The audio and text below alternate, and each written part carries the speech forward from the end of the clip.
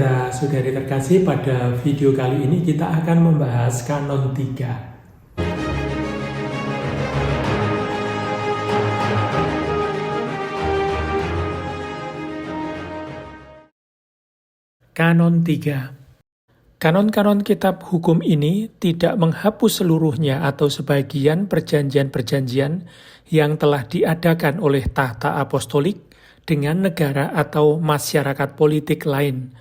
Karena itu, perjanjian-perjanjian tersebut masih tetap berlaku seperti sekarang, walaupun bertentangan dengan ketentuan-ketentuan kitab hukum ini. Kanon 3 ini berbicara tentang semua bentuk konvensi yang dibuat sebelum berlakunya kitab hukum kanonik tahun 1983 dan tetap berlaku sampai sekarang. Termasuk di dalamnya semua bentuk perjanjian atau konvensi apapun istilahnya. Entah itu konkordat, protokol, atau kesepakatan-kesepakatan lainnya. Pertama-tama mari kita lihat. Ada 3 subjek pelaku perjanjian di dalam Kanon 3 ini, yakni tahta apostolik, negara-negara, dan masyarakat politik lainnya. Siapakah mereka itu? Mari kita lihat satu persatu. Kalau bicara tentang tahta apostolik, tentu merujuk kepada apa yang didefinisikan di dalam Kanon 361, bahwa tahta apostolik merujuk bukan hanya paus, tetapi juga sekretaris negara, Dewan Urusan Umum Gereja, dan lembaga-lembaga lain Kuria Roma. Kecuali dari hakikat perkara atau konteks pembicaraannya ternyata lain. Lalu subjek yang kedua adalah negara. Tahta suci menjalin hubungan dengan banyak negara di dunia. Misalnya dengan negara Indonesia, Italia, Jerman, Prancis, Amerika Serikat, dan masih banyak lagi.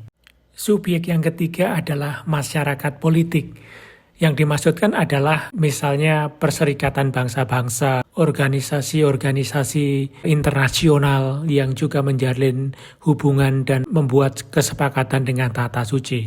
Yang menjadi prinsip dari Kanon 3 ini adalah Pacta sunt servanda, yang artinya setiap perjanjian atau kesepakatan harus ditaati dan ditepati. Inilah prinsip setiap hubungan internasional antara satu bangsa dengan bangsa yang lain, atau masyarakat politik dengan sebuah negara tertentu. Bisa dibayangkan betapa beresikonya jika bangsa-bangsa yang sudah sepakat dalam sebuah perjanjian kemudian melanggarnya atau mencabut secara sepihak. Dunia tidak akan aman dan kedamaian tidak akan tercipta. Pertanyaannya adalah, kedaulatan macam apakah yang memampukan tahta suci atau tahta apostolik membuat perjanjian dengan negara-negara dan masyarakat politik lainnya? Kalau kita kembali menelusuri sejarah, maka kita akan menemukan sebuah fakta yang tidak dapat disangkal oleh siapapun, bahwa pengakuan internasional akan status maupun kepribadian yuridis Gereja Katolik dan tahta suci telah berlangsung tetap selama berabad-abad. Setidaknya sejak jatuhnya atau berakhirnya Kekaisaran Romawi Barat pada tahun 476. Kedaulatan dan campur tangan tahta suci dalam pemerintahan gereja menjadi semakin luas dan sangat penting sejak saat itu. Status subjek hukum internasional ini dinyatakan secara formal dalam Perjanjian Lateran tahun 1929. Di mana di dalam pasal 2 disebutkan bahwa atribut yang melekat pada sifat sesuai dengan tradisi dan tuntutan misinya di dunia dan tidak memiliki hubungan apapun dengan kedaulatan sementara atau kedaulatan duniawi. Selama periode abad pertengahan, asal-usul kedaulatan politik paus ditelusuri kembali, merujuk pada tindakan Kaisar Konstantinus dengan apa yang disebut donatio atau pemberian, yang menurutnya Kaisar dibaptis dan disembuhkan dari penyakit lepra oleh Paus Silvester. Sebagai tanda terima kasih, Kaisar memberinya kekuasaan dan martabat kekaisaran kepada Paus Silvester dan penerusnya, yakni kekuasaan Roma atas Italia dan seluruh wilayah barat. Karena alasan ini, Kaisar Konstantinus memindahkan istana atau kediamannya ke Bizantium. Terhadap penelusuran tersebut, perlu dicatat bahwa pembaptisan Konstantinus oleh Paus Silvester dan penyembuhannya yang ajaib adalah sebuah legenda yang mungkin muncul di Roma pada paruh kedua abad ke-5. Sedangkan donatio atau pemberian yang secara universal dianggap asli selama berabad-abad ditentang oleh gereja sendiri dalam pembelaannya, dalam perjuangan melawan kekuatan sekuler bahwa itu semua tidak benar, seperti yang ditunjukkan oleh Kardinal Niccolò Cusano dan juga Lorenzo Vale sejak abad ke-20. Senyatanya, kekuasaan atau kedaulatan politik paus didasarkan pada unsur-unsur lain. Yang paling utama sebenarnya berasal dari atau ditentukan oleh kondisi sejarah yang terjadi di Roma dan Italia dengan adanya invasi orang-orang barbar, khususnya Lombard pada masa Santo Gregorius Agung, salah satu paus terbesar yang tercatat dalam sejarah, yang terpilih menjadi paus pada bulan Oktober tahun 590. Fakta yang terjadi dengan jatuhnya Kekaisaran Romawi Barat tahun 476 meninggalkan Roma tanpa otoritas yang selama berabad-abad menjadi tempat kedudukan kaisar atau apa yang sering disebut sebagai caput mundi, pusat dunia. Dengan peristiwa ini, pusat politik dunia secara definitif pindah ke Konstantinopel yang oleh Konsili Konstantinopel tahun 381 disebut sebagai Roma baru. Namun secara geografis maupun budaya, Konstantinopel terlalu jauh sehingga kekosongan kekuasaan di wilayah barat sangat mengkhawatirkan.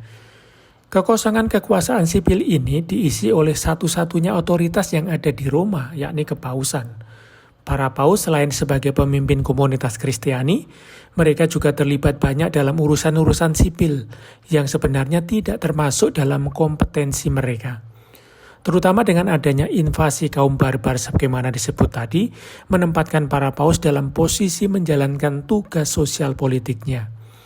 Pada masa kepausan Paus Gregorius Agung merupakan periode yang sangat tragis dan sangat menyedihkan. Kaum Lombard menyebar ke seluruh semenanjung, membakar kota dan desa.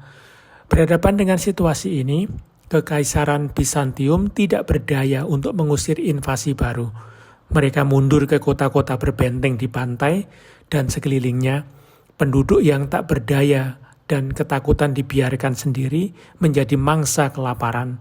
Lalu terjadi juga anarki dan kekerasan. Pada saat yang mengerikan itu, penduduk Italia mendapatkan bantuan dan perlindungan hanya pada paus, yakni Gregorius, yang berarti penghiburan dari Tuhan, yang dengan kekuasaan dan kedaulatannya muncul sebagai kepala atau pemimpin rakyat Roma yang sesungguhnya.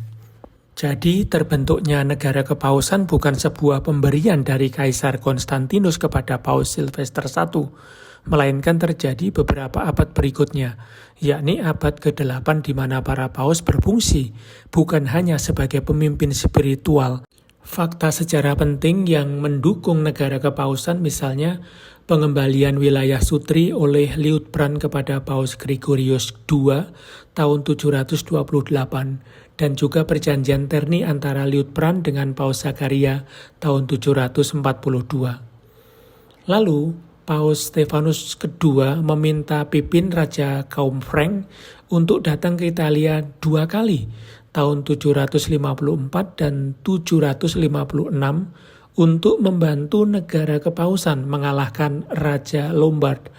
Selain itu, Raja Pipin menolak permintaan dan protes Kekaisaran Bizantium dan menyerahkan wilayah taklukannya kepada Paus dengan apa yang disebut Iure Belli, termasuk Eksarkat dan Pentapolis, dan mengukuhkan atas kepemilikan Roma dan seluruh kadipaten. Akta pemberian atau sumbangan ini ditulis di atas perkamen yang disimpan di makam kepala para rasul, yakni Santo Petrus, dan menjadi meterai persahabatan antara tahta suci dan kaum Frank. Sampai di sini dulu pembahasan tentang terbentuknya negara kepausan, di mana paus akhirnya bukan hanya menjadi pemimpin spiritual, tetapi juga menjadi raja, pemimpin masyarakat sipil. Nah, sejauh mana kedua fungsi ini bisa bertahan, kita lihat nanti pada video berikutnya. Terima kasih sudah menyaksikan dan menyimak video ini. Semoga berguna.